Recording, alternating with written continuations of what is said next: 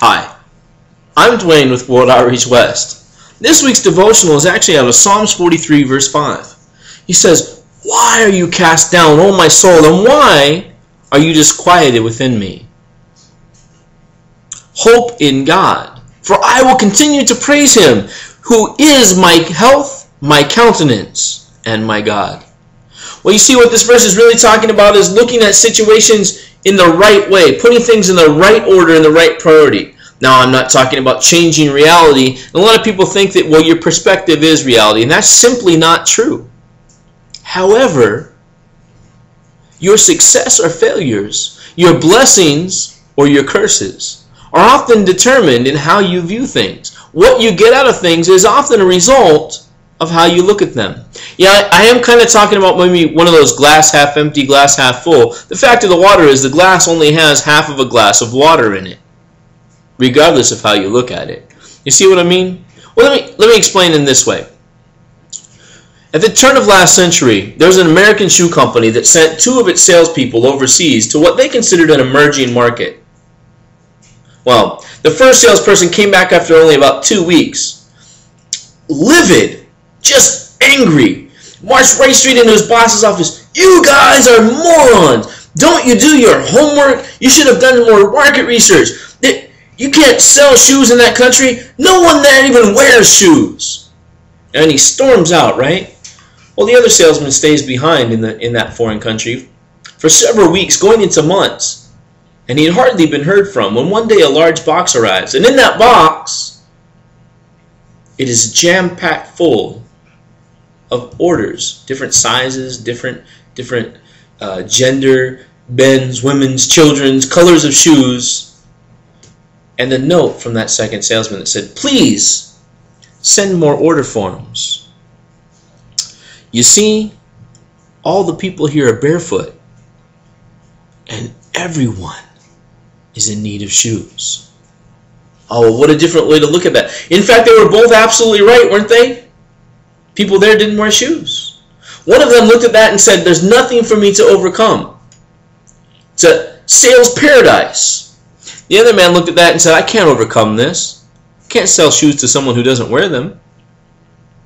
And you see, it's all in how they looked at it. They didn't change the facts of the reality of it, and yet their success or failure hinged upon their perspective. Let me ask you this. Next time you're in a group and you're talking to people, look at the way people address things and the way that you address things. What is your perspective? I mean, do we look at our communities? Do we look at our youth? I hear a lot about the youth, the communities, our states, the state of our nation, our world, and then we look and we say, "Man, this world is just going straight to pot. I mean, kids today are completely out of touch with hard work or reality, or completely out of touch with God. More and more people are rejecting. This nation is just turned away from." Do you make those kind of comments? Do you look at the wickednesses in the world and say, "These people just are too far gone"? Or do you look out into your communities, in your neighborhood, into your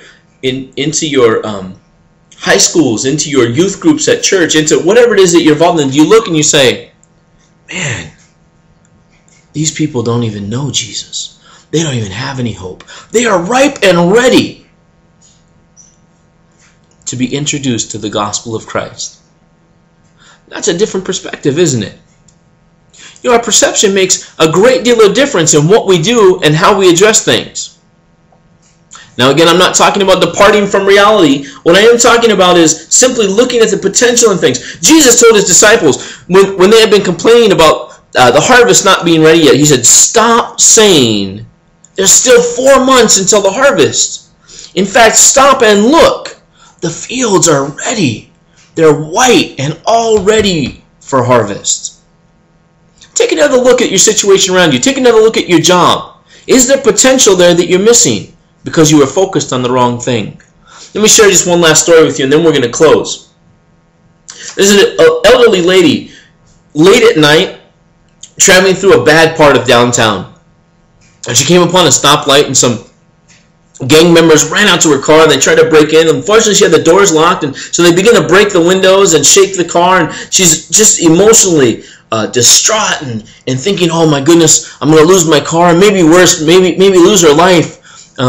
When a police car pulls up behind her, and all the gang members take off and they go run in all different directions, and the officer gets out and makes sure the lady's okay, takes her statement, and some local media people hear it on the scanner, and they show up and they begin to interview the lady. And she's telling them all what a horrible situation it was, and how frightened she was, and how she knew that she shouldn't be in such a bad neighborhood this time of night, and this and that. And one of them asked us, was there any witnesses? Did anyone else see? Was there anyone that drove by? And she said, no. In fact, no one even drove by. No one even in the opposite direction. And so someone stopped and they said, well, then why didn't you just drive away? And the lady paused and said, well, the light was red. And you see, that's what I'm talking about. Is your perspective blocked by you're focusing on the problems? Or you're focusing on what's preventing you from moving forward and just driving away?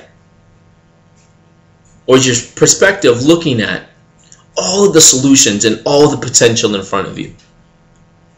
You see, that's where your blessings are at. And not only will that open doors for you to see and gain your blessings, but for you to be a blessing to other people. Well, thank you so much for joining me again this week. For full sermon downloads, visit our website at worldoutreachwest.com. And don't forget to join us Tuesdays and Thursdays, 7 o'clock Mountain Standard Time, as we continue our online New Testament study. Live chats available, discussion guides are available. You can always contact us through the website or send your praise reports, prayer requests, or anything to us, either through the website or to me at pastor@worldoutreachwest.com. And until next time, God bless you.